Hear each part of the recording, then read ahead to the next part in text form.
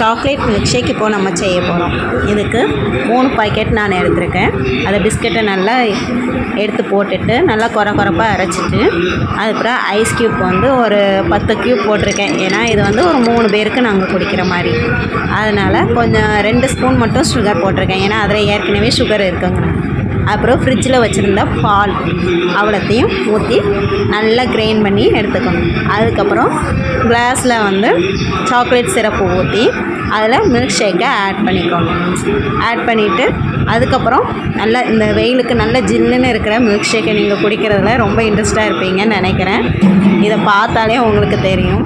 Milk ஷேக்கை நல்லா ஊற்றி அதில் நம்ம வந்து அலங்கரிக்கிறதுக்கு என்னென்னாலும் போட்டுக்கலாம். நட்ஸு எல்லாமே போட்டுக்கலாம்.